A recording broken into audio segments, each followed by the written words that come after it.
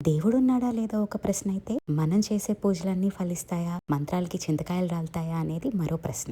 3 years back మా డ్యాడీకి cancer detect అయింది. 1 ఇయర్ లోపే ఆయన చనిపోయారు. అయితే మా మమ్మీ దేవుడిని చాలా నమ్ముతదండి. దేవుడి ముందు కళ్ళు మూసుకొని కూర్చో, దేవుడి నామ జపం చేసుకో, నీకంతా మంచి జరుగుతదని చెప్పి. అయితే మా డ్యాడీ చనిపోయినప్పుడు నాకు చాలా కోపం వచ్చింది దేవుడి మీద. ఎంత అంటే అసలు నేను పూజలు మానేశాను, అన్నీ మానేశాను. సాటర్డేస్ ఇంతకు ముందు అసలు నేను నాన్ వెజ్ తినేదాన్ని కాదు. మళ్ళీ అసలు నాన్ వెజ్ తినడం స్టార్ట్ చేశాను. ఎవ్వరికి ఏ హాని చేయలేదు. మా డాడీని ఎందుకు సడన్లీ తీసుకెళ్లిపోయావు అని. అయితే మా డాడీకి బాలేనప్పుడు చాలా మొక్కులు మొక్కుకున్నానండి నేను. ఇంకా మా డాడీ చనిపోయాక మా మమ్మీకి చెప్పాను, ఎలాగో నా కోరిక తీరలేదు కదా, నేను మొక్కులేం తీర్చక్కర్లేదు అని. అయితే మా మమ్మీ ఏమో తీర్చేసుకో అని చెప్పింది. నేను ఆశ్చర్యపోయాను. ఏమా నీకు అసలు దేవుడి మీద కోపమే లేదా? అన్ని పూజలు చేస్తావే, అంత నమ్ముతావే, అసలు కాపాడలేదు కదా. అయితే మా మమ్మీ అప్పుడు నాకు ఒక మాట చెప్పిందండి. డాక్టర్స్ డయాగ్నోస్ చేసేటప్పుడు ఒక 1 మంత్ కంటే ఎక్కువ బతకరీనా అని చెప్పారంట. కానీ మా డాడీ ఆ తర్వాత 1 ఇయర్ బతికారు. అన్నిటికంటే ఆశ్చర్యం ఏంటంటే ఆ 1 ఇయర్ లోనే నేను, మా అన్నయ్య, మా చెల్లి అందరం లైఫ్ లో సెటిల్ అయ్యాము. అప్పుడు అనిపించింది నాకు, దేవుడు మనల్ని కాపాడట్లేదు, మన పూజలు ఫలించే అనుకుంటాం కానీ మనం అనుకోని రీతిలో మాత్రం హెల్ప్ చేస్తాడు.